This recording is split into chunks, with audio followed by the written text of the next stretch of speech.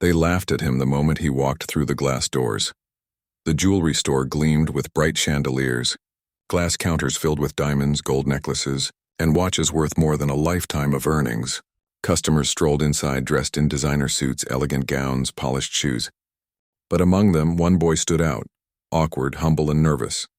He wore faded jeans, a shirt a little too big for him, and scuffed sneakers that had long lost their shine. His hair was uncombed, his backpack carried stains of hard work, and his eyes, though tired, sparkled with quiet determination. His name was Armin. The clerks behind the counters looked at him and exchanged smirks. A group of young customers whispered to each other, chuckling as though his very presence in such a grand place was a comedy show. "What's he doing here? Did he lose his way?" one murmured. "Maybe he's here to steal something," another said loudly enough for Armin to hear. Laughter followed him as he approached the counter timidly. He ignored them, though inside his chest tightened. He wasn't here to impress anyone. He had a purpose. "Excuse me," he said softly to the saleswoman polishing a diamond ring. "I wanted to ask, how much is this silver bracelet?" She looked at him from head to toe, her smile thin and mocking. "This bracelet? It's not cheap, boy. Do you even know where you are? This is a luxury jewelry store." The laughter grew louder. A tall man in a tailored suit sneered, "Kid, you should save your pocket money. Maybe buy some candy instead." Armin's face flushed, but he clenched his fist behind his back, determined not to cry. He thought of his mother, the woman who had raised him alone after his father's passing, or so everyone thought. She worked long hours, cleaned houses, and sacrificed everything to give him a chance at education. Her birthday was in 3 days. She had once admired a silver bracelet in the market but walked away, saying, maybe one day. That day had come. Armand pulled a small pouch from his pocket and placed it on the counter. Coins clinked. Crumpled bills unfolded. Every cent was earned by cleaning shoes at the bus stop, carrying groceries for strangers, and skipping his own meals to save money. The clerk raised an eyebrow, clearly disgusted. "You can't be serious. This won't even cover the clasp." The laughter turned crueler now. "Imagine," one woman giggled, "a boy paying with coins in a jewelry store." But Armand stood tall. "It may not be enough yet," he said firmly, "but I've come to ask if you can hold it for me. I'll earn the rest, please." His voice, though soft, carried sincerity. For a moment, silence filled the room until one of the clerks burst out laughing again. "Hold it? Boy, people like you don't belong here. We don't run a charity." The humiliation was sharp, like daggers piercing his chest. Armand lowered his eyes, nodded, and turned to leave. His footsteps echoed against the marble floor. He had failed, or so it seemed.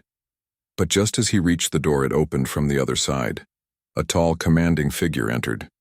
His presence alone silenced the room. He wore a simple suit, but the aura of authority and respect was undeniable. The store manager hurried over, bowing slightly. "Sir, welcome back." The man's gaze fell on Armand, and for a second his stern face softened. He walked over and placed a hand on the boy's shoulder. "Son," he said, his voice calm but powerful. "What are you doing here alone?" Gasps rippled through the store. "Son?" Everyone froze. The clerks turned pale, the customers' jaws dropped. They knew this man. He was Mr. Rahim Khan, the owner of the city's largest chain of jewelry stores, a respected businessman, and a philanthropist whose name carried weight across the country. Armand looked up, his lips trembling. "Father, I just wanted to buy a gift for Mom. I saved up for months." They laughed at me. The words broke Rahim's heart. He had been away for years, business trips, building empires, chasing wealth. And though he had provided money for his family, he had missed the small struggles of his son. He hadn't known how much his absence had shaped Armand's humility and strength. Rahim's eyes glistened. He turned to the clerks and customers, his voice rising like thunder. "You laughed at him because of his clothes, because of coins he earned with honest work? Do you not see the dignity in his effort? This boy, my son, has more honor than all the riches in this room combined." The store fell silent, shame written on every face. Rahim looked back at Armand, his voice gentler now. "You don't need to buy your mother a bracelet with coins, son. You've already given her the greatest gift, your love, your sacrifice. But today let's make her smile together." He guided Armand to the finest counter where diamonds sparkled under the lights. "Choose anything you wish for her. Not because of my wealth, but because you've shown me what true wealth means: humility, kindness and love. Tears welled in Armand's eyes as he whispered, "I just wanted her to feel special." Rahim embraced him tightly. "She already is because she has you."